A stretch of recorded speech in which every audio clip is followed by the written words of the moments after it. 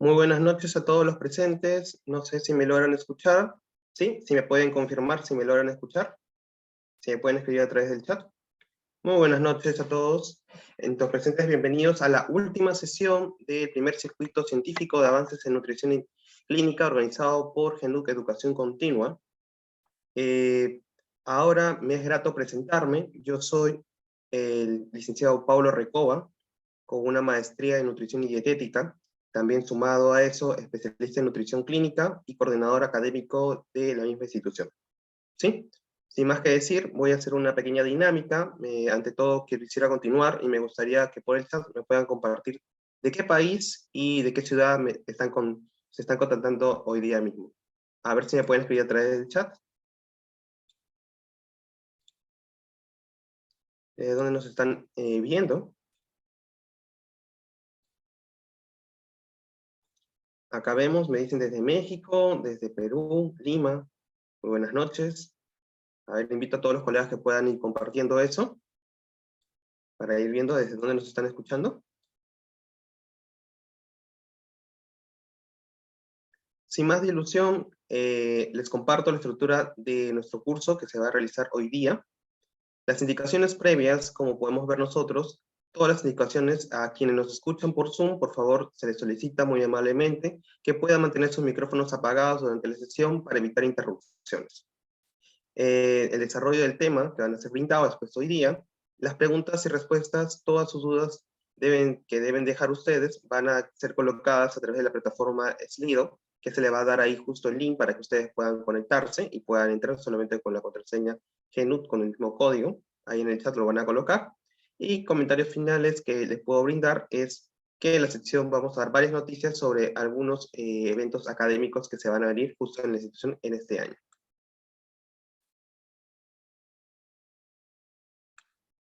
Dejando claro la estructura que hemos podido observar hoy día, les doy la bienvenida al licenciado Eduardo González desde Chile. ¿Sí? ¿Nos logra escuchar ahí, el colega? Sí, hola, buenas noches a todos. Buenas noches. Él es licenciado en Nutrición y Dietética de la Universidad de Fronteras, Chile, máster en Nutrición Clínica, Instituto Nacional de Salud Pública, Instituto de México, candidato a doctor en investigación en medicina de la Escuela Superior de Medicina del Instituto Politécnico Nacional de México, docente titular de la Unidad Didáctica de Nutrición Clínica, también nutriólogo clínico en el Servicio de Nutriología Clínica del Instituto Nacional de Ciencias Médicas y Nutrición Salvador Subirán. Bienvenido, colega, quien en esta noche, al finalizar, justo vamos a poder cerrar el circuito de este evento académico que se fue organizado en este mes de enero, y con el tema soporte nutricional en el paciente con sepsis. ¿Sí? A ver, le doy el pase, colega. Puede comenzar. Perfecto, bueno, muchísimas gracias, Paulo, y al grupo de Educación Continua por la invitación de hoy en día de poder hablar un poco sobre lo que es el soporte nutricional al paciente con sepsis. Voy a compartir mi pantalla. Y de favor, si me pueden confirmar, si es que la pueden observar con claridad. Sí, sí se logra ver, colega. Perfecto, entonces antes de comenzar, agradecer justamente por la invitación a platicar un poco sobre lo que es el soporte nutricional en pacientes sepsis, que a veces nosotros como nutriólogos clínicos, especialmente en aquellos que se encuentran en unidades de cuidados intensivos, tienen como gran desafío, ¿no? ¿Cuál es justamente el mejor apoyo nutricional que le podemos brindar a estos pacientes? Entonces, el objetivo del día de hoy es revisar un poco lo que mencionan algunas de las guías de soporte nutricional internacionales y revisar cuál es la evidencia que hoy en día nos respalda para poder entregar un mejor soporte nutricional en estos pacientes. Entonces, bueno, ya Paulo me acaba de presentar. Yo soy Luis González, estudié la licenciatura en Nutrición y Dietética en la Universidad de la Frontera de Chile, realicé la maestría en Nutrición Clínica en el Instituto Nacional de Salud Pública en México y actualmente estoy finalizando el doctorado en investigación en medicina y me desempeño como nutriólogo clínico en el Servicio de Nutriología Clínica del Instituto Nacional de Ciencias Médicas y Nutrición de la Ciudad de México. Entonces, ¿qué vamos a revisar en esta hora de plática? Justamente vamos a ver primero lo que es la epidemiología de la sepsis, qué datos hay en cuanto a la incidencia y mortalidad de la sepsis en las unidades de cuidado intensivos a nivel internacional. ¿Cuál es la definición de la sepsis y cómo ha evolucionado justamente el concepto de sepsis a través de los años, tanto para sepsis como sepsis grave y choque séptico? La importancia de reconocer la respuesta metabólica asociada al estrés y especialmente asociado a la sepsis. ¿Cuáles son entonces las repercusiones nutricionales, especialmente en la composición corporal, en el desgaste muscular que pueden presentar estos pacientes? Y entonces, ¿cuáles son las recomendaciones en cuanto al soporte nutricional enteral y parenteral? Y un poquito vamos a hablar sobre la inmunonutrición en sepsis. Antes de empezar, declaro no tener conflicto de interés. Entonces, bueno, definiendo lo que es sepsis, ya en un consenso realizado en el año 1991, se define la sepsis como una respuesta inflamatoria sistémica asociada a una infección. Aquí es donde se introduce este término de la respuesta inflamatoria sistémica y se establece algunos criterios para poder evaluar la presencia de esta respuesta inflamatoria ante la presencia de una infección, tal como podemos ver en esta imagen. La presencia de infección puede estar relacionada a cualquier tipo de patógeno, ya sea virus, bacteria, hongos, que puedan generar o desencadenar esta respuesta inflamatoria que finalmente van a generar cambios metabólicos importantes asociados a esta tormenta de citoquinas y que finalmente se va a traducir en una falla orgánica y la muerte en muchos casos. De esta manera, también en el año 91, este concepto añade justamente una evolución de la sepsis, en donde en aquellos casos donde existe una presencia de difusión orgánica, se llama sepsis severa, y cuando ya hay una hipotensión refractaria y cuando el paciente no responde a la resucitación con líquido, ya se llama choque séptico. Entonces aquí es importante mencionar que mucho de la literatura de lo que hay anteriormente está orientado a este tipo de definición que se estableció ya en el año 1991. Entonces, la epidemiología que existe hoy en día tiene que ver con esta definición. Aquí podemos ver justamente la incidencia de sepsis en las unidades de cuidado intensivo en Europa y en Estados Unidos. Generalmente la sepsis es una de las primeras causas de admisión a lo que es terapia intensiva. Se menciona en Europa que el 37% de los casos de admisión en la UCI se debe por la presencia de sepsis y alrededor del 30% es por sepsis severas. En Estados Unidos se reporta que 300 casos por cada 100.000 habitantes ingresan a terapia intensiva debido a la sepsis, ¿no? Y la mortalidad va a ser cambiante de acuerdo a las fases que se pueda presentar en esta sepsis, ¿no? Generalmente se describe una mortalidad mayor al 10% en países europeos cuando el paciente tiene sepsis, y este va a incrementar arriba del 40% ya cuando el paciente tiene choque séptico.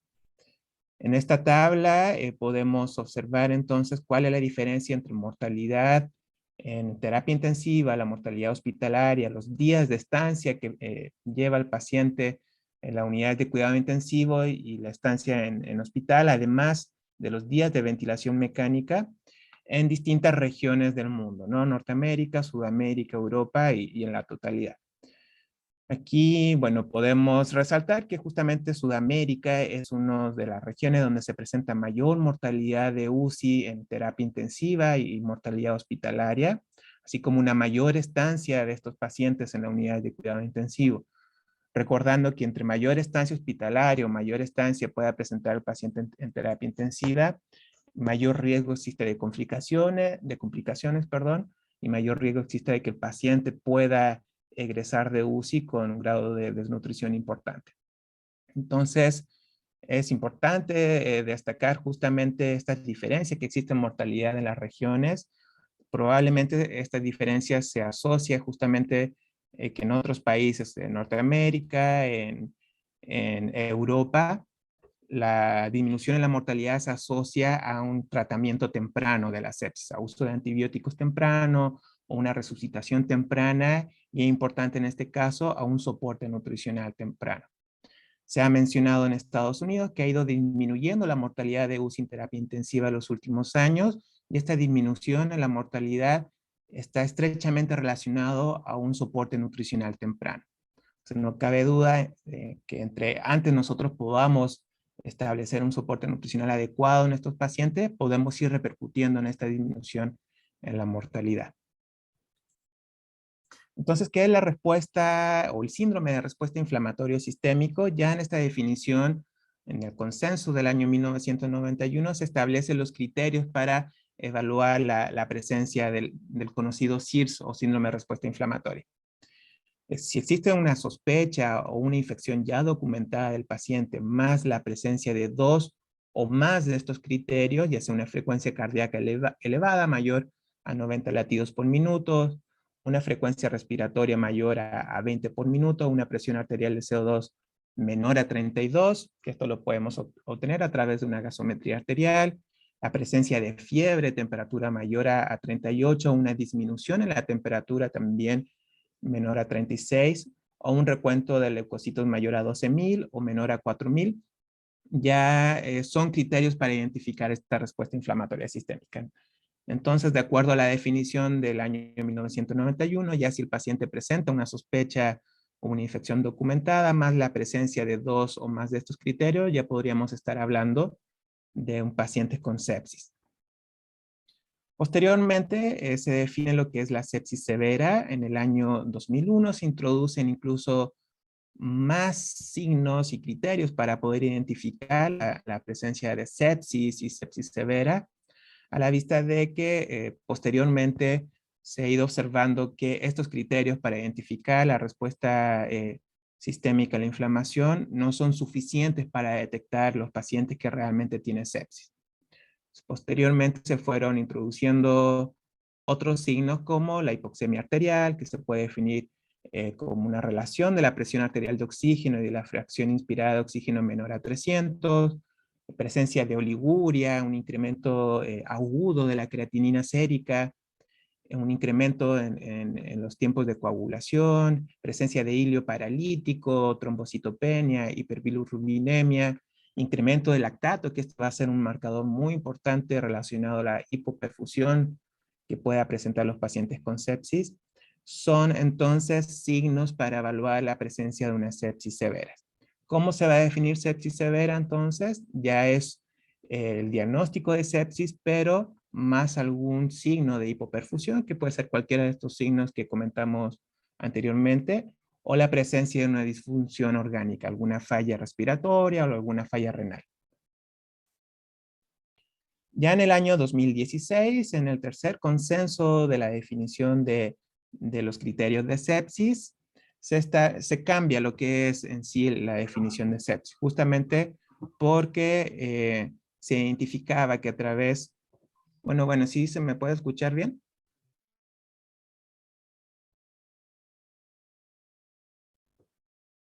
Nada más si me pueden confirmar si me escuchan Sí se bien, escucha porque me bien. acaba de salir que no tengo buena señal, entonces, ¿sí? Sí se Perfecto. escucha bien. Bueno, entonces, ya en el año 2016 cambia esta definición de sepsis. Se establece que la sepsis se define como una disfunción orgánica potencialmente mortal y que es causada por una respuesta desregulada o alterada del huésped ante la infección y que no se va a resolver ante una situación, que no se resuelve la situación clínica y que es potencialmente mortal para la salud. Esto se cambia la definición justamente debido a que estos criterios para identificar la respuesta inflamatoria sistémica no tenía una buena, esto es un área bajo la curva. No identificaban la totalidad de aquellos pacientes que presentaban realmente sepsis. Para eso entonces se cambió los criterios del CIRS por otros criterios llamados SOFA, que se observó que tenía una mejor predicción de los pacientes que realmente tenían sepsis. O sea, tenía la capacidad de identificar al menos al 74% de los pacientes que realmente presentaban sepsis. Entonces, de acuerdo a esta definición del año 2016, el cual propone este algoritmo para poder diagnosticar la sepsis, ellos plantean que cualquier paciente con sospecha de infección se puede aplicar un breve cuestionario que se llama Quick SOFA, que se identifica o se evalúa 3 variables relacionadas también a la presencia o no de una respuesta inflamatoria sistémica, que es la frecuencia respiratoria, alteración en el estado mental y la presión arterial sistólica. Si el paciente presenta 2 o más de estos criterios alterados, se puede aplicar lo que es una evaluación completa de los criterios SOFA, que lo vamos a presentar en la siguiente diapositiva. Posteriormente, si el paciente presenta 2 o más criterios alterados de las variables del SOFA, ya se puede identificar al paciente con sepsis. Si este paciente no responde adecuadamente a su situación con líquidos o presenta una presión arterial media menor a 65 o que requiere de vasopresores para mantener una presión arterial mayor a 65 y niveles de lactato mayor a 2, ya podemos definir que el paciente presenta choque séptico. Entonces, hoy en día se ocupa esta definición para establecer la presencia o no de sepsis y choque séptico en los pacientes. Entonces, choque séptico es un grupo, se puede definir como un subgrupo de la sepsis, donde ya se presentan alteraciones profundas a nivel circulatorio, a nivel de daño celular y a nivel de daño metabólico que se van a asociar a un mayor riesgo de mortalidad en comparación a la sepsis sola. Ya tan solo el paciente cuando presenta choque séptico, la mortalidad hospitalaria se incrementa más del 40%.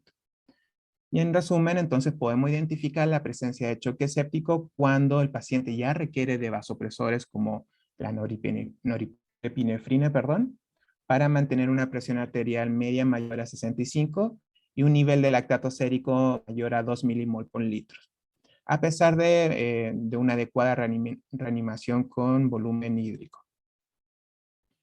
Entonces, aquí le presento cuál es el Quick SOFA, que es como una especie de tamizaje que se plantea antes de poder evaluar todos los criterios del SOFA para identificar si el paciente tiene sepsis o no.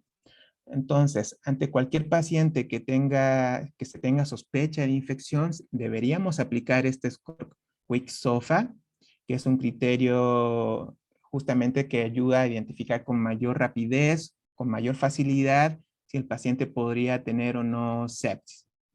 Entonces, este criterio de Quick SOFA, ya si el paciente presenta un Glasgow menor a 15, una frecuencia respiratoria mayor a 22 o una presión sistólica menor a 100, si cumple 2 de estos criterios, ya podemos pasar a la siguiente fase, que sería evaluar estos criterios de gravedad, llamado SOFA, que es completo. Esta herramienta de tamizaje tiene una excelente correlación con lo que es los criterios SOFA, que se ha reportado una correlación del 0.7%, del 70%. Entonces, posteriormente podemos aplicar los criterios SOFA, que es justamente para evaluar la falla orgánica en los pacientes, ¿no? Estos criterios SOFA tienen una mayor cantidad de variables, implica mayor tiempo poder evaluarlo, por eso esta definición del año 2016 sugiere iniciar primero con Quick SOFA con la facilidad de poder detectar tempranamente a los pacientes que puedan tener riesgo de presentar sepsis. Entonces, posteriormente se puede aplicar esta tabla en donde podemos ir identificando, dependiendo de las variables, un distinto puntaje de acuerdo a la gravedad que pueden ir presentando a nivel respiratorio, a nivel de coagulación, a nivel de la función hepática con los niveles de bilirrubinas, a nivel de sistema cardiovascular a través de la presión arterial media. También evalúa la escala Glasgow para ver justamente si existen alteraciones neurológicas y también para evaluar la función renal. Si el paciente entonces presenta 2 de estos criterios alterados, ya podemos identificar la presencia de sepsis. Entonces, esta es la evolución que podría presentar los pacientes ante una infección. Sabemos que tiene varias fases la sepsis. La sepsis no es una enfermedad estática, es muy variada y la respuesta va justamente a ir evolucionando a través del grado de infección que pueda presentar el paciente, desde una sepsis general a un choque séptico, un mayor riesgo de mortalidad. ¿Cuál es la fisiopatología de la sepsis? Bueno, de manera muy concisa, la fisiopatología se debe principalmente a una desregulación entre la respuesta proinflamatoria asociada a la infección y la respuesta antiinflamatoria. Generalmente, ante una presencia de un patógeno, de un virus, de alguna molécula asociada a un patógeno que pueda generar alguna infección, se van a desencadenar una serie de respuestas proinflamatorias, ¿no? El cuerpo, el huésped, va a iniciar la defensa a través del sistema inmune innato, va a haber una mayor reclutamiento de macrófagos y de fagocitos que van a buscar frenar esta infección, pero a la vez va a existir una mayor respuesta proinflamatoria. Entre mayor cantidad de macrófagos y de fagocitos se van reclutando, mayor señales se van activando y se van liberando citoquinas proinflamatorias que van a desencadenar justamente una tormenta de citoquinas, van a generar un estrés oxidativo y finalmente daño celular y necrosis celular que puede provocar justamente esta falla multiorgánica. Si previamente el paciente ya tiene una respuesta o está inmunosuprimido, tiene una respuesta inmunológica disminuida, justamente la respuesta proinflamatoria le va a ganar, por así decir, a esta respuesta antiinflamatoria y se va a desencadenar un proceso mucho más exagerado, un proceso de inflamación mucho más exagerado que va a generar entonces un daño tisular y una muerte celular con mayor rapidez. Entonces, en términos muy concretos, la sepsis en el fondo, aunque es un sistema muy complejo, lo que es la fisiopatología, se podría explicar entonces por esta alteración entre una respuesta proinflamatoria y antiinflamatoria, en donde justamente va a ganar aquí la respuesta proinflamatoria asociada a la infección. ¿Cuál va a ser el tratamiento médico de los pacientes con sepsis? Bueno, esto va justamente a depender. Generalmente los pacientes con sepsis ingresan a las unidades de cuidado intensivos y se plantean varias metas, ¿no? Una de las primeras metas va a ser identificar el foco de infección y administrar antibióticos de manera temprana. Eso se ha visto que es uno de los puntos más importantes que podría justamente impactar en el pronóstico del paciente, ¿no? Primero, la administración temprana de antibióticos y la resucitación con líquidos. Esta resucitación con líquidos puede ser con líquidos coloides o cristaloides, con la finalidad de mantener una perfusión adecuada, mantener una presión venosa arterial entre 8 o 12 milímetros de mercurio, mantener una presión arterial media adecuada y una diuresis idealmente mayor a 0.5 mililitros por kilo hora. Asimismo, los pacientes con sepsis se le administran vasopresores con la finalidad justamente de mantener esta perfusión, que puede ser con uso de epinefrinas o vasopresina o noripinefrina, que van a ser justamente estos vasopresores, perdón, que van a buscar reanimar al paciente en la fase aguda de la sepsis. Y posteriormente van a estar todos los tratamientos multidisciplinarios, que aquí justamente entra en lo que es el soporte nutricional.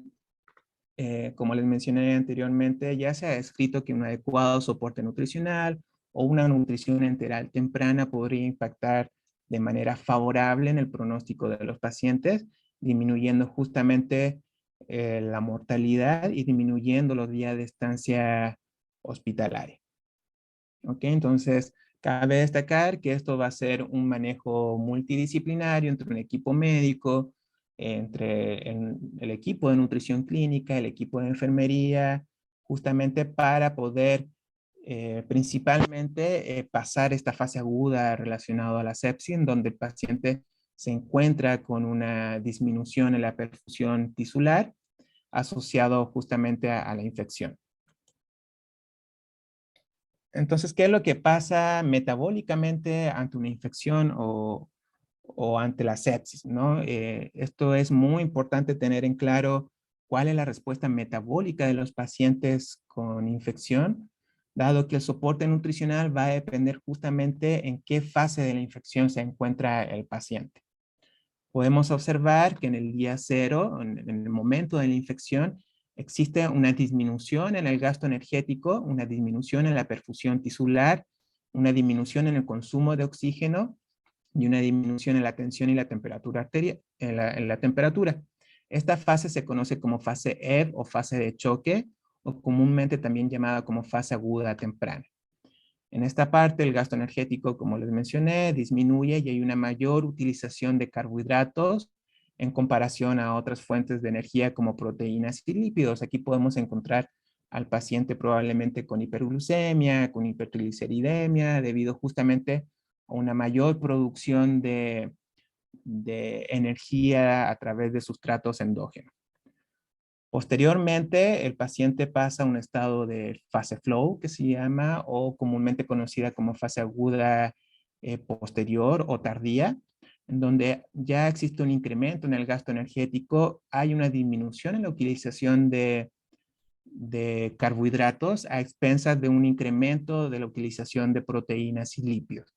Esto se debe también a una respuesta asociada a las hormonas contrarreguladoras, como el incremento de glucocorticoides, el aumento del glucagón, de catecolaminas, de citocinas proinflamatorias. Existe un mayor catabolismo de proteínas y un aumento en la excreción del nitrógeno. O sea, hay un balance nitrogenado negativo justamente debido a un mayor catabolismo proteico.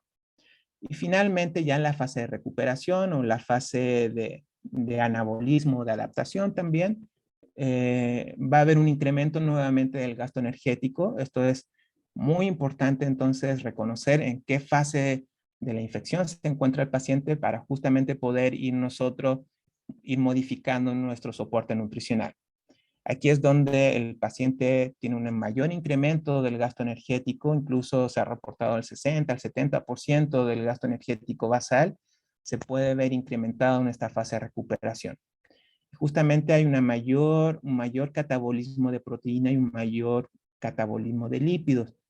Y esto es también debido en la respuesta a los días que ha presentado el paciente encamado a la terapia intensiva o con inmovilización, en respuesta también al tratamiento médico que pueda presentar con sedantes y a la poca movilización del paciente. Entonces, generalmente en esta fase nosotros vamos a buscar como objetivo promover el anabolismo a través de la adecuada administración de energía y proteínas con la finalidad de poder eh, aumentar la probabilidad de recuperación del paciente. Entonces, nuevamente, las alteraciones metabólicas de los pacientes con sepsis va a depender de esta fase de la respuesta metabólica asociada a la infección.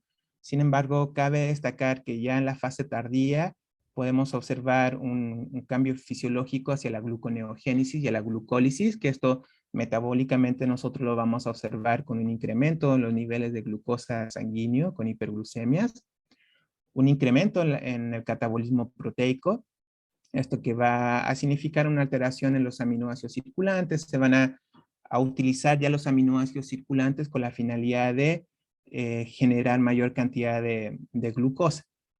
Va a haber un incremento en la lipólisis, una disminución, una redistribución en los micronutrientes, que metabólicamente esto va a impactar con un mayor estrés oxidante, al ver una menor disponibilidad de micronutrientes que tienen función de antioxidantes, ¿no? Como el zinc, selenio, entre otros. Va a haber una mayor activación neuroendocrina que va a incrementar estas hormonas contrarreguladoras que a la vez van a promover aún más este catabolismo proteico. el incremento del cortisol, de las catecolaminas, las citocinas proinflamatorias, todo esto en el fondo. Entonces vamos a observar un paciente con hiperglucemia. ¿Cómo podemos nosotros reconocer entonces si el paciente se encuentra en una fase aguda temprana o aguda tardía? Justamente con estos cambios metabólicos. Si el paciente se encuentra en estado de hiperglucemia, hay un lactato incrementado, que eso refleja justamente una disminución en la perfusión de los tejidos, nosotros podemos identificar que el paciente aún no pasa esta fase aguda asociada a la infección.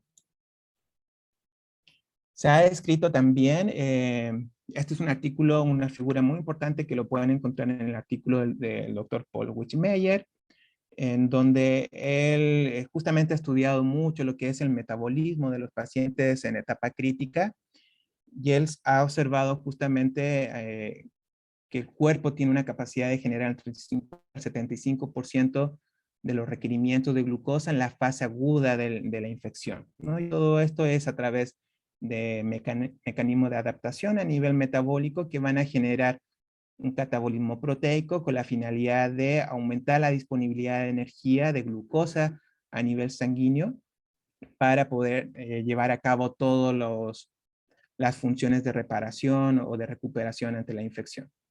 Está más que claro mencionar que la sepsis junto a otras condiciones como las quemaduras, el trauma, el sarcoma, son una de las condiciones que más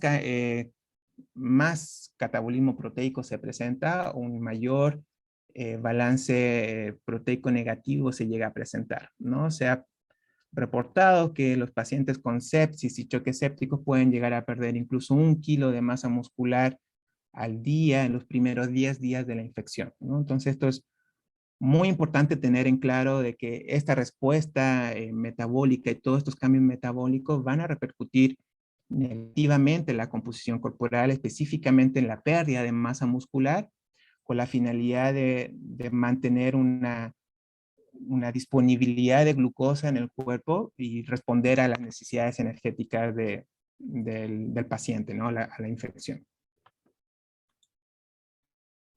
Todos estos cambios metabólicos entonces van a conllevar al paciente a desarrollar algo que se llama debilidad muscular asociado a la terapia intensiva, ¿no? Todo lo que es la hiperglucemia, el uso de corticosteroides, bloqueadores neuromusculares, la incapacidad de movilización del paciente debido a la sedación, a la falla multiorgánica, la misma infección, la misma sepsis, que van a generar esta citoquina proinflamatoria y a su vez van a generar pérdidas de tejido muscular, de células musculares como la miosina, van a generar cambios entre la relación de síntesis y catabolismo proteico, que a la vez van a llevar a este desgaste muscular.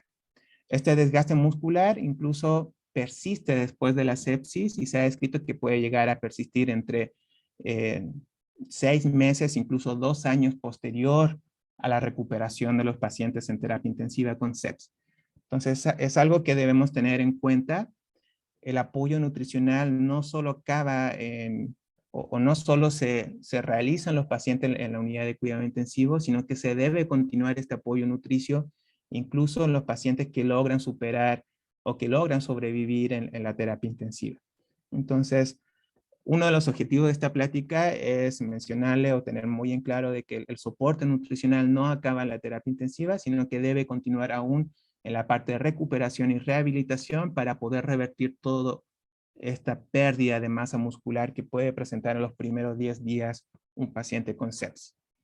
Aquí nada más les coloco una tabla en donde se menciona la utilización de proteínas por gramos al día en distintas condiciones, siendo la sepsis severa una de las condiciones donde hay mayor utilización de proteínas, de hasta 250 gramos al día, ¿no? De proteínas. O sea, realmente la cantidad de proteína que se llega a utilizar es muy difícil de cubrir a través de un soporte nutricional.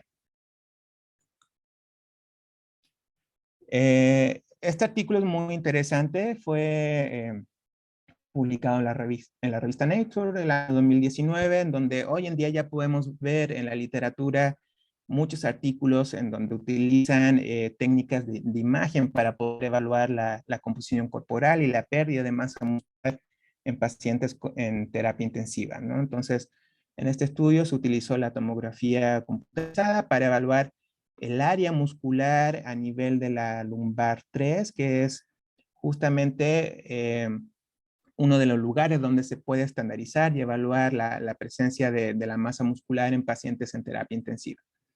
En este estudio se observó justamente que una pérdida en el área de la masa muscular se asociaba incluso con 4 veces mayor riesgo de mortalidad a los 28 días en relación a los pacientes que tenían una pérdida de masa muscular menor a 6.4. ¿No? Aquí se propuso entonces este punto de corte de 6.4 como un límite, o sea, aquellos pacientes que tenían más de 6.4 de área muscular tenían una mayor probabilidad de fallecer a los 28 días. Y este marcador fue incluso aún más importante, o se asoció aún más con mortalidad en relación al marcador de severidad del SOFA que les presentaba anteriormente, o incluso los niveles de lactato al momento de ingresar a la terapia intensiva, o incluso a la frecuencia respiratoria o la presencia de enfermedad coronaria arterial. Entonces, es muy importante tener en cuenta de que estos pacientes probablemente entre mayor respuesta inflamatoria, mayor periodo pasen en la terapia intensiva, mayor tiempo pasen sin movilizarse, mayor cantidad de masa muscular van a estar perdiendo y se va a asociar con peores resultados a corto y a largo plazo. Ok, entonces ya para hablar un poquito sobre el soporte nutricional en los pacientes, es importante entonces tener en claro todas estas fases relacionadas a la respuesta o a la infección, en donde tenemos una fase aguda temprana, una fase aguda tardía y posteriormente la fase de recuperación. Generalmente las necesidades nutricionales entonces van a cambiar con el curso de la enfermedad de la sepsis. El catabolismo va a persistir, como les decía, hasta posterior de la fase aguda tardía. Incluso el catabolismo y el hipermetabolismo se puede presentar durante meses o años posterior al egreso de la terapia intensiva. Entonces, justamente hay que tener en cuenta estas distintas fases de la respuesta asociada a la sepsis para poder nosotros progresando poco a poco lo que es el soporte nutricional. Existen algunas controversias entonces de cómo poder entregar de manera más efectiva este soporte nutricional en los pacientes con sepsis. Hay diversos estudios que se han podido realizar o ensayos clínicos que se han podido realizar en población en general de terapia intensiva, en la cual el problema de esto sabemos que en terapia intensiva no solo hay pacientes con sepsis, ¿no? Entonces generalmente es una población muy heterogénea y esto ha llevado a dificultar las recomendaciones que se realiza el soporte nutricional con sepsis, ¿no? Porque muchos de ellos son extrapolados de estudios clínicos que evalúan de manera muy heterogénea el soporte nutricional en los pacientes en unidades de cuidado intensivo. Y además, muchas de estas recomendaciones vienen de estudios observacionales, ¿no? Que sabemos que a veces difiere los resultados que podamos observar en estudios observacionales respecto a ensayos clínicos. Pero bueno, presentando algunos ensayos clínicos que son de importancia, los pacientes con sepsis, está el estudio DEN, en donde se evaluó, se comparó la alimentación trófica, que es una alimentación hipocalórica, donde se entrega 500 calorías aproximadamente durante el día, en comparación a una alimentación completa, ¿no? Que se llega a cubrir los requerimientos de energía en los primeros 6 días de infección. Sin embargo, en este estudio no se observó diferencia significativa en la mortalidad, la presencia de infecciones, en los días de ventilación y la funcionalidad de los pacientes entre una administración trófica y completa del soporte nutricional en los primeros días de infección. Asimismo, se ha visto otros estudios donde no se ha podido identificar justamente cuál es la manera más adecuada de iniciar el soporte nutricional. Uno de ellos, el más comentado, es el estudio Redox. Para aquellos que han tenido la oportunidad de leerlo, es uno de los estudios un poquito más controversiales debido a que se observó justamente en aquellos pacientes que se le administraba glutamina de manera temprana, se asociaba con un mayor riesgo de mortalidad intrahospitalaria, ¿no? Entonces, Justamente con base en los resultados de estos estudios, las guías de manejo nutricional en pacientes con sepsis han emitido sus recomendaciones. ¿Cuáles han sido entonces las recomendaciones? O principalmente, primero los objetivos del soporte nutricional en los pacientes con sepsis va a depender justamente de la fase en la cual se encuentren, ¿no? Sabemos que en la fase aguda, entonces, el objetivo principal va a ser evitar las complicaciones metabólicas asociadas justamente a estos cambios metabólicos que se traducen en hiperglucemia, hipertrigliceridemia, alteraciones electrolíticas o alteraciones ácido-base, incluso el síndrome de realimentación.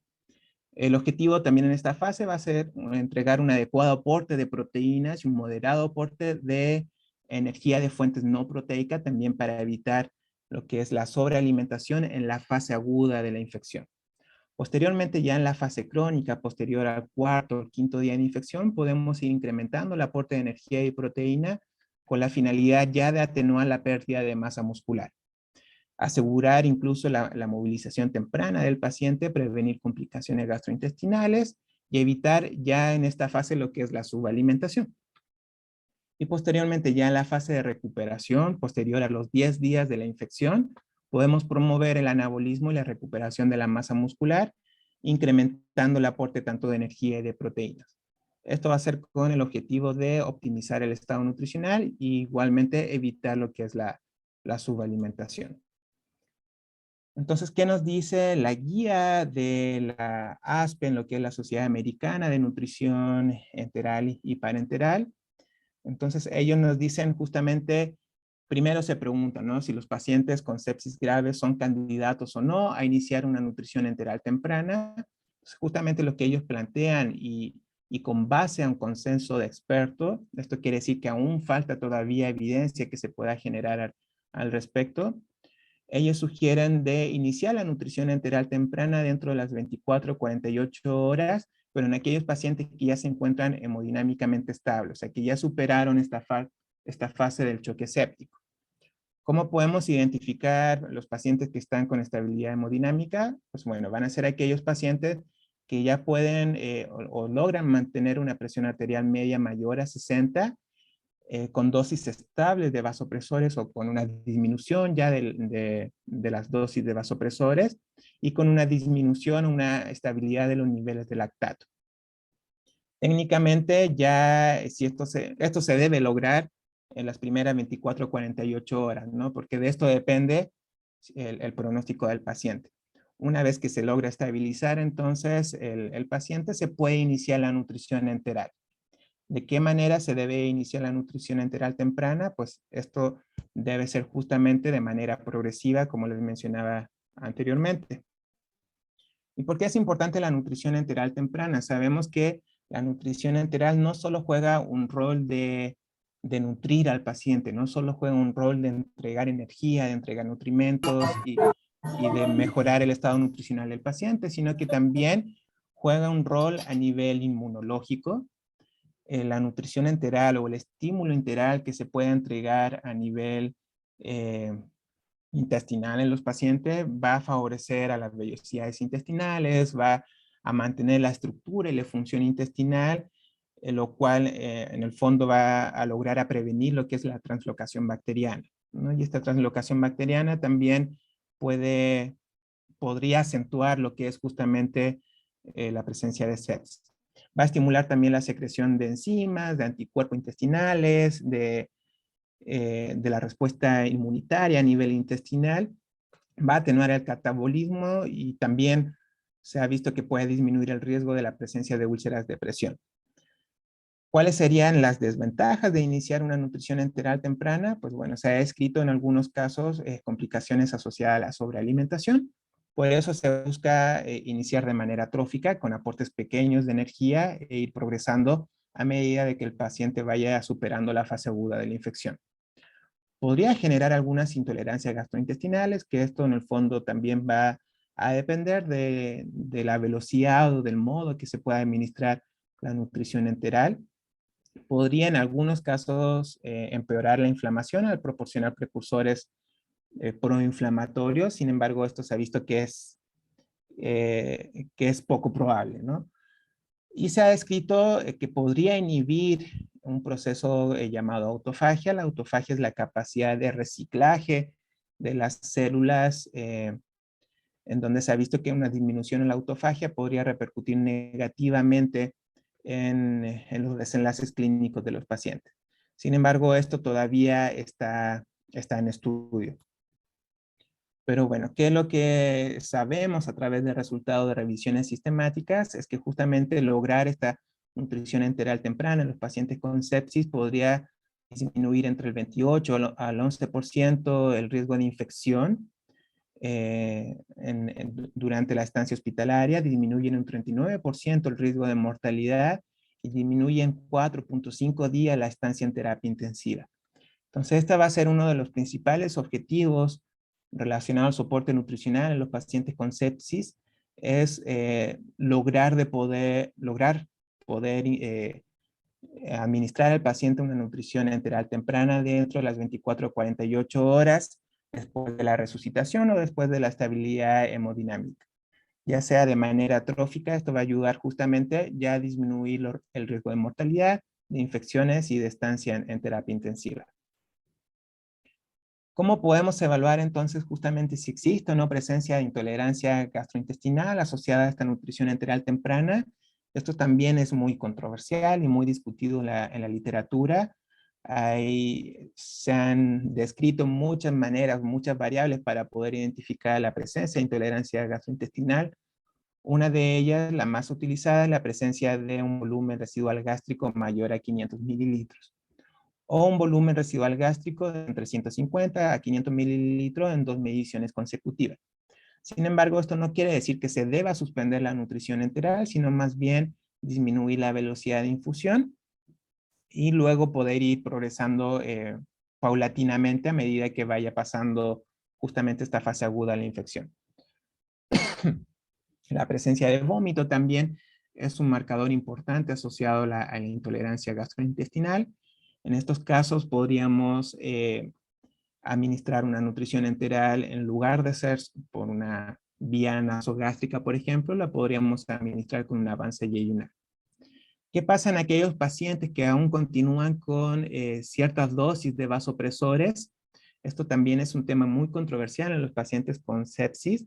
Se ha descrito que pacientes que presentan dosis de 0.14 miligramos por kilo minuto de norepinefrina podría ser segura la nutrición enteral después de la reanimación con líquidos, ¿no? Entonces, generalmente ya con dosis de 0.1, incluso hasta 0.3, se ha descrito en la literatura, se podría iniciar justamente esta nutrición enteral temprana. ¿Qué pasa en cuanto a la nutrición parenteral? ¿Cuándo la debemos utilizar? En general, Aspen no recomienda el uso de la nutrición parenteral exclusiva o suplementaria en aquellos pacientes que no se logra progresar más del 60% de los requerimientos energéticos a través de la nutrición enteral. Esto es muy cuestionado y esta recomendación es con base a resultados que se ha observado en estudios clínicos, especialmente en este estudio, en este ensayo clínico, en donde se evaluó justamente el efecto de una nutrición parenteral temprana versus tardía en pacientes críticos. Muchos de ellos son pacientes que presentaban sepsis, y en donde se observó en aquellos pacientes que se le administraba tempranamente una nutrición parenteral para cubrir justamente los requerimientos o como nutrición parenteral exclusiva, se observó una menor probabilidad de alta hospitalaria en terapia intensiva, se observó una menor probabilidad de salir de terapia intensiva con vida, se observó una menor probabilidad también de una alta intrahospitalaria y también una menor probabilidad de una alta intrahospitalaria con vida. Entonces, con raíz a este ensayo clínico es que Aspen no recomienda justamente el uso de la nutrición parenteral de manera temprana en pacientes con sepsis. Sin embargo, bueno, esto es muy discutido, muy controversial, lo podemos justamente, lo vamos a revisar con un poquito de más detalle en el siguiente curso que se va a realizar justamente con nuestro grupo, en donde vamos a hablar con mayor detalle de esta parte del soporte nutricional en los pacientes con sepsis. Ahora esto puede depender también justamente con el riesgo nutricional que puedan presentar los pacientes, ¿no? Últimamente se ha descrito de que la nutrición parenteral exclusiva sí podría ser beneficiosa en los pacientes que presentan un mayor riesgo nutricional a través de la herramienta NutriQ-Score o NRS 2002. En aquellos pacientes que ingresan a terapia intensiva, que tienen una mayor puntuación de este NutriQ-Score, que evalúa estas variables que podemos observar aquí, como la edad, el Apache-2, los criterios SOFA, el número de comorbilidades que presenta al momento de ser admitido a terapia intensiva y los días de hospitalización previo a la UCI, estos podrían tener un mayor beneficio justamente de una terapia nutricional más agresiva. Entonces, en aquellos pacientes que no se puede utilizar justamente la vía gastrointestinal, debido a que tienen una falla intestinal por alguna obstrucción o porque tienen intestino corto, por ejemplo, en donde se requiere la nutrición parenteral, en ellos sí podría ser justamente beneficioso iniciar una nutrición parenteral total lo antes posible para justamente entregar un mejor beneficio a través del soporte nutricional. Entonces, ya para ir avanzando y finalizando, ¿cuáles son las necesidades proteicas y energéticas de los pacientes con sepsis en la fase aguda del tratamiento? Lo vuelvo a repetir, esto va a depender justamente de la fase de la sepsis que se encuentra el paciente. Sabemos que en la fase aguda hay una disminución en el gasto energético, hay una mayor utilización de carbohidratos para producir fuentes o energía de manera endógena, por lo cual tenemos que ser más conservadores, ¿no? Se debe entregar, Aspen recomienda entregar una alimentación trófica, que ellos lo definen como una alimentación de 10 a 20 kilocalorías por hora o hasta 500 calorías al día en la fase inicial de la sepsis y progresar las próximas 48 horas hasta alcanzar el 80% del objetivo energético y proteico. De la misma manera, sugiere la administración de 1.2 a 2 gramos de proteína posterior a la fase aguda de la sepsis. Esto es importante destacar nuevamente de que el aporte de energía y de proteína se debe ir ajustando dependiendo la fase que se encuentra el paciente con sepsis. Se ha visto que en general los pacientes en terapia intensiva en los primeros 12 días de estancia en la terapia tienen un aporte promedio de 1034 calorías y de 0.6 gramos de proteínas por kilo. O sea, generalmente lo que pasa en la terapia intensiva a nivel mundial es que se le deja una prescripción de energía y de proteína y se mantienen estable durante al menos los primeros 12 días. Entonces aquí hay que reconocer justamente de que si nos mantenemos en una prescripción estable, se va a ir generando una deuda calórica y una deuda proteica, en la cual también se ha asociado con desenlaces negativos en los pacientes en terapia intensiva. Generalmente, entre mayor deuda calórica o deuda proteica, que se define como la diferencia entre el aporte que le estamos dando al paciente y sus requerimientos, menos probabilidades van a tener de ser dados de alta de la terapia intensiva y menos probabilidades van a tener de ser dados de alta con vida. Entonces, sí es muy importante no olvidarse que hay que progresar la alimentación de acuerdo a la fase metabólica de la sepsis, teniendo en cuenta que después de esta fase aguda existe un incremento en el gasto energético y existe un incremento en los requerimientos de proteína, la cual debemos ir progresando. De igual manera, en este artículo es un estudio observacional realizado en 423 pacientes, en la cual 297 de ellos presentaban sepsis. Solo que una administración de proteína en los primeros días también se puede asociar con peores desenlaces, ¿no? Con una mayor mortalidad. Y en general, a partir del cuarto día, una administración de 0.8 o 1.2 gramos de proteína se asoció con una menor mortalidad a los 6 meses en los pacientes con sepsis. Esto nada más quiere decir de que al igual que la energía, la proteína se debe ir progresando según las fases en la cual se encuentran los pacientes con sepsis. Generalmente en la fase aguda se recomienda entregar un aporte de 0,8 a máximo 1 gramo de proteína, y posterior a la fase aguda ya nos podemos incrementar a 1,2 a 2 gramos de proteína, con la finalidad justamente de promover mejores desenlaces en mortalidad en los pacientes.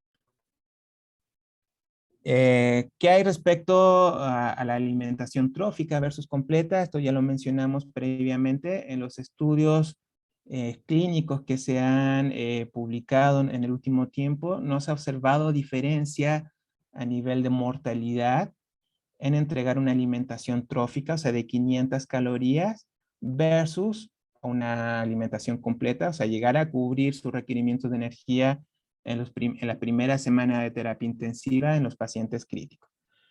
Esto ha llevado a sugerir, incluso en las nuevas guías de Aspen de pacientes en terapia intensiva que se acaba de publicar en el año pasado, lleva a sugerir una postura más conservadora, más hipocalórica en la primera semana de terapia intensiva. Ellos recomiendan aportar entre 12 y 25 calorías por kilogramo de peso los primeros 7 de 10 días de estancia en terapia intensiva, porque no se ha visto diferencia justamente en entregar mayor aporte de energía en los primeros días. Incluso una alimentación completa, una mayor aporte de energía podría repercutir negativamente al promover una sobrealimentación, en la cual podría finalmente promover los días de estancia hospitalaria o incrementar los días de necesidad de ventilación mecánica en los pacientes.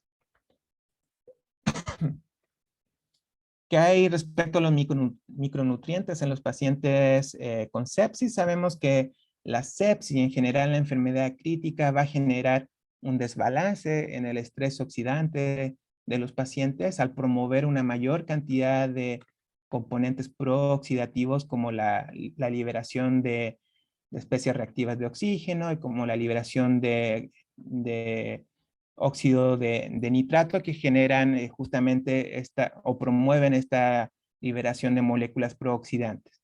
A la vez hay una disminución en los agentes antioxidantes debido a mayores pérdidas que se puedan observar, a una redistribución de los componentes minerales y un incremento incluso en sus requerimientos. Esto va a generar un estrés oxidante que va a generar una peroxidación lipídica, va a generar un daño celular, un daño en el DNA de las células, que finalmente se va a traducir en una falla orgánica. Entonces, sí es importante reconocer el rol del estrés oxidante en los pacientes que presentan sepsis, incluso que presentan una síndrome de distrés respiratorio agudo. Sin embargo, no existe evidencia al respecto de entregar o no antioxidantes en los pacientes durante la fase aguda de la enfermedad. Aspen, en las guías del 2016, no realiza ninguna recomendación en cuanto a la suplementación de antioxidantes, selenio o zinc, justamente debido a estos resultados conflictivos que existen en la literatura respecto al aporte de antioxidantes. A raíz de esto se ha establecido el rol de la inmunonutrición en el paciente con sepsis. La inmunonutrición es justamente buscar modular la respuesta inflamatoria asociada a la infección a través de distintos nutrimentos que podrían tener una respuesta favorable o atenuar esta respuesta inflamatoria, ¿no? De ahí sale justamente el concepto del uso de la arginina, de la glutamina, del omega 3, de ácidos nucleicos, que podrían modular esta respuesta proinflamatoria. Sin embargo, la evidencia hoy en día no está muy a favor de utilizar esta inmunonutrición, especialmente en los pacientes con sepsis, debido a que no se han encontrado resultados benéficos. Incluso al contrario, hay estudios que han observado algunos resultados negativos con el uso de la inmunonutrición, especialmente con la glutamina y la arginina en pacientes con sepsis. Entonces, teóricamente tendría una explicación poder entregar estos nutrimentos que se ha observado de manera empírica que podrían modular la respuesta inflamatoria. Sin embargo, esto no se ha podido corroborar con ensayos clínicos, por lo cual hoy en día no existe o no se ha recomendado el uso rutinario de la inmunonutrición en pacientes con sepsis severa. Respecto a la glutamina, que también es un aminoácido muy importante en los pacientes críticos, es un aminoácido esencial en los pacientes críticos, en la cual se ha visto que podría también regular justamente esta respuesta inflamatoria. Sin embargo, se ha observado un estudio muy controversial llamado REDOX, que en aquellos pacientes que se le ha administrado glutamina y que tienen sepsis severa, no presentan resultados benéficos. Al contrario, se observó que aquellos pacientes suplementados con glutamina tenían una menor probabilidad de sobrevivencia en comparación al grupo control que no recibió justamente la glutamina. Posteriormente, este mismo resultado se replicó en otro estudio llamado MetaPlus, en donde se observó justamente que los pacientes que recibieron glutamina y antioxidantes tenían una menor probabilidad de supervivencia en comparación al grupo control. Es por esto de que se promueve el uso de la glutamina nada más si el paciente se encuentra en choque o falla multiorgánica y si tiene presencia de quemadura o trauma. En pacientes que tienen quemaduras o traumas sí se ha observado resultados benéficos con la implementación de la glutamina a dosis de 0.3 a 0.5 gramos por kilo día. Esto lo mismo, esta es una revisión sistemática de ensayos clínicos que evaluaron justamente el efecto de la suplementación enteral con glutamina en pacientes críticos, ¿no? Aquí podemos ver en este forest plot que se llama gráfica de árbol, donde justamente el diamante de los resultados toca la línea de no respuesta o de no efecto junto a la intervención, por lo cual quiere decir de que no hay evidencia que a favor al uso de la glutamina enteral respecto a la mejoría en la mortalidad en los pacientes en terapia intensiva.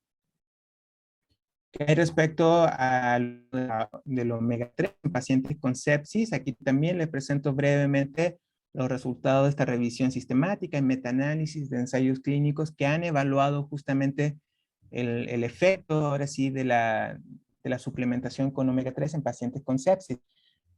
Aquí, al contrario, la glutamina parece observar un efecto positivo con la suplementación a dosis de 0.1, 0.2 gramos por kilo al día con omega 3, que podría ayudar a disminuir justamente los días de estancia hospitalaria en terapia intensiva y disminuir la mortalidad con la suplementación de omega 3. Entonces, los resultados de los estudios van un poquito más a favor a utilizar estos ácidos grasos omega 3, ya sea de manera enteral o parenteral, para justamente disminuir lo que es la estancia hospitalaria en UCI, disminuir los días de ventilación mecánica y disminuir justamente la mortalidad. Entonces, a manera de conclusión, me gustaría dejar en claro, dar mayor énfasis de que se debe progresar o se debe administrar un adecuado soporte nutricional dependiendo de las fases que se encuentra el paciente con sepsis o con infección.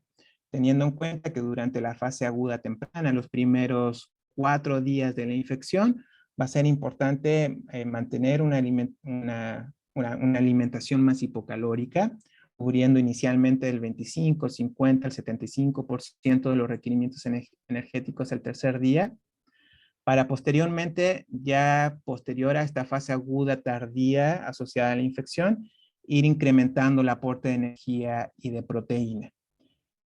Aún así, más importante va a ser posterior a esta fase de terapia intensiva, va a ser la rehabilitación.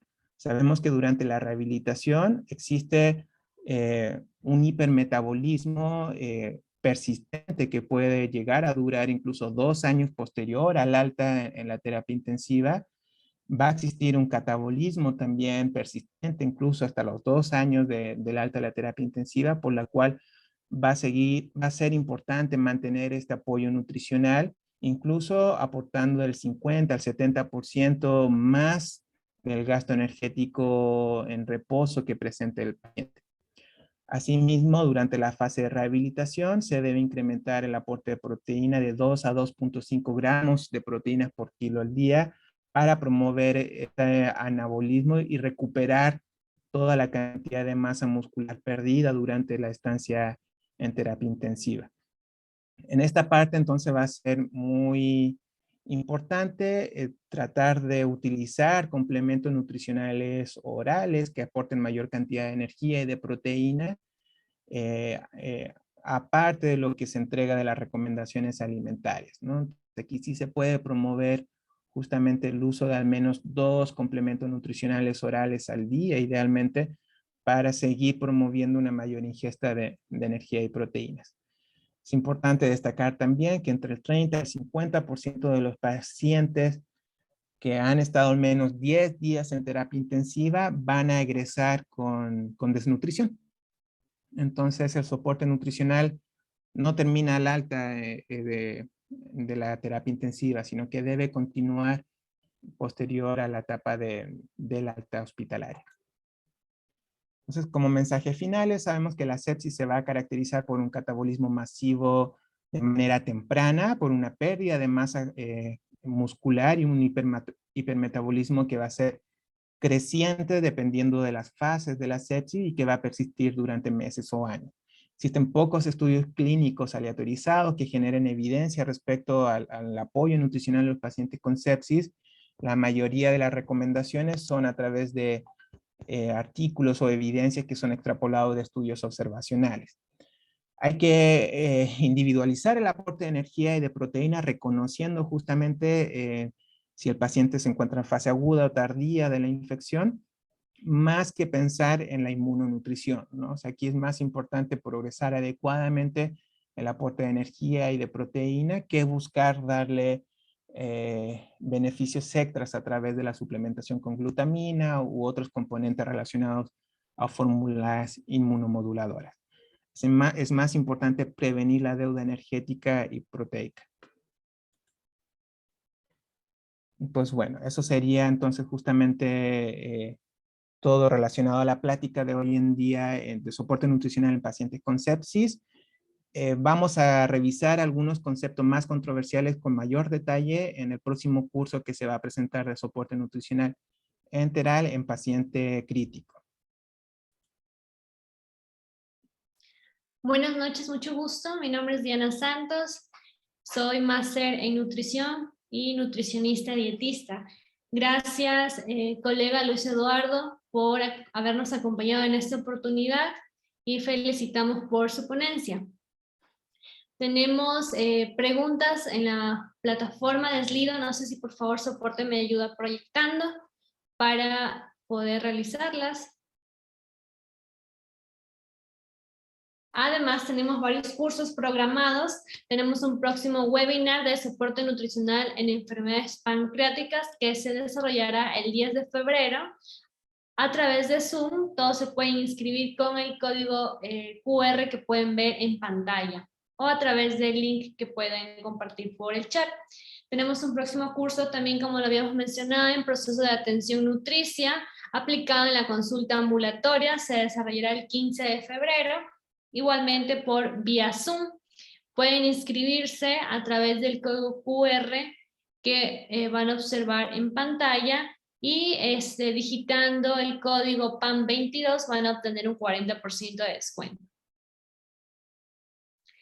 Tenemos también un webinar de evaluación nutricional pediátrica orientado a la práctica materno-infantil que se desarrollará el 21 de febrero por la nutricionista Perla García desde México por Zoom y se pueden inscribir escaneando el código QR que pueden ver en la pantalla. Es totalmente gratuito. Aquí tenemos también un próximo curso práctico de evaluación nutricional en pacientes pediátricos que dará inicio el 8 de marzo, igualmente vía Zoom. Se pueden inscribir a través del código QR que pueden ver en pantalla y aplicando un descuento que también está compartido por el chat, el código. Y finalmente tenemos un curso de actualización en soporte nutricional enteral, donde también nos va a estar acompañando el colega Luis González. y tendrá inicio el 5 de marzo. Pueden escanear el código QR para inscribirse y aplicar el 40% de descuento con el código soporte 22. Nos pueden seguir a través de las redes sociales, Facebook, Instagram y YouTube. No se olviden para estar siempre en contacto. Revisamos a ver si es que los colegas se han animado a poner preguntas en la plataforma del Slido para despejar todas las dudas antes de culminar con el primer circuito. Con el primer circuito científico de avances en nutrición clínica. Ya tenemos algunas preguntas. Empezamos. ¿Cuándo se inicia la nutrición enteral en paciente con sepsis? ¿Se puede dar inmunonutrición con arginina, glutamina, nucleótidos y omega 3? Ok, bueno, sí. Justamente aquí, como les mencionaba anteriormente, va a ser más importante ir progresando de manera adecuada el aporte de energía y de proteínas dependiendo de la fase de la infección de los pacientes con sepsis, en lugar de buscar dar un beneficio extra a través de la inmunonutrición. Sabemos que los estudios hoy en día disponibles son muy controversiales al uso de la inmunonutrición en pacientes con sepsis, ¿no? El grupo de los pacientes que se pueden ver beneficiados por la inmunonutrición probablemente son pacientes con grandes quemaduras, pacientes con trauma o pacientes perioperatorios, pero en pacientes con sepsis no se ha podido esclarecer cuál es el beneficio de la inmunonutrición. Entonces, yo recomendaría más que nada progresar el aporte de la nutrición enteral mediante fórmulas poliméricas que aporten mayor cantidad de proteínas, idealmente mayor de 20 gramos de proteína por cantidad o por mililitro. Bueno, es que aquí se utiliza 200 mililitros aproximadamente del complemento nutricional. Entonces, un complemento que aporte mayor cantidad de proteínas, que sea hiperproteico. Bien, muchas gracias. Tenemos una segunda pregunta. Si tengo un paciente con sepsis, con obesidad, ¿algún criterio debo tener para su prescripción calórica y proteica? Sí, exacto. Esta es una muy buena pregunta. Los pacientes con obesidad, el metabolismo los cambios en el metabolismo que presentan son distintos. Justamente presentan un mayor riesgo de presentar pérdida de masa muscular, de presentar caquexia o sarcopenia relacionado también a la infección. Y hay que cuidar también el aporte de energía que se le entrega. Generalmente las recomendaciones es entregar de 11 a 14 kilocalorías por kilo de peso actual de energía y llegar a entregar aportes superiores de 2 gramos de proteínas por kilo de peso. O a la vez se puede hacer los cálculos por peso ideal entregando de 22 a 25 calorías por kilo de peso ideal. Esto con la finalidad de entregar una menor cantidad de energía, un aporte hipocalórico de energía, pero una mayor cantidad de proteínas con la finalidad de prevenir complicaciones asociadas a la sobrealimentación y atenuar un poco lo que es justamente la pérdida de la masa muscular en estos pacientes.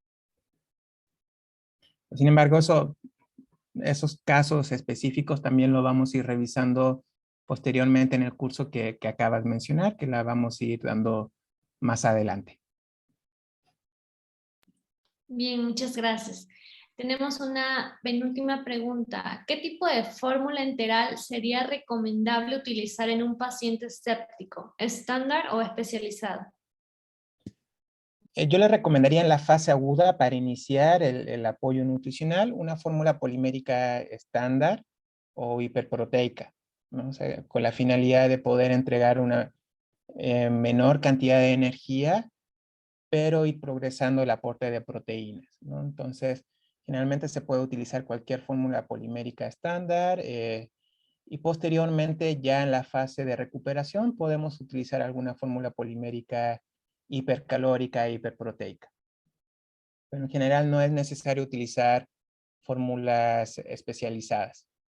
Se ha visto buenos resultados justamente utilizando fórmulas poliméricas e incluso a través de una sonda con acceso nasogástrico sin ningún problema la podrían tolerar estos pacientes con sepsis durante la fase inicial y la fase tardía de la respuesta asociada a la infección. Gracias. Y finalmente, en el caso de que un paciente séptico agudo con desnutrición, ¿sería recomendable utilizar alguna fórmula con alto aporte calórico y proteico? Sí, sí, definitivamente sí, pero lo mismo. Volvemos, no sé si recuerdan esta figura en donde se va incrementando el aporte de energía y de proteína dependiendo de la fase de recuperación que se encuentra el paciente. Estas fórmulas con mayor aporte calórico y proteico van a ser muy importantes en la fase de recuperación del paciente, ¿no? Porque sabemos que el gasto energético en los pacientes con sepsis posterior a la semana de la fase aguda se puede incrementar incluso hasta un 60% de acuerdo al gasto energético en reposo. O sea, sí va a ser muy importante cubrir esta meta energética y esta meta de proteínas que va a alcanzar los 2 gramos por kilogramo de peso. Casi la única alternativa de poder lograr cubrir esa cantidad de requerimiento es a través de estas fórmulas con alto aporte calórico y de proteína. Fórmulas que aporten más de 1.2 calorías por mililitro. Perfecto, muchas gracias por haber despejado todas las dudas manifestadas por los asistentes. Y sin antes finalizar la sesión, a nombre de GENUC, extendemos nuestras felicitaciones, colega Luis Eduardo, por el magnífico desarrollo de la ponencia y nuevamente agradecemos su participación. Perfecto, Bien, muchísimas gracias. Perdón por la invitación. Buenas noches. sí, gracias a todos por la asistencia. Nos veremos en una próxima oportunidad y que también tengan una buena noche.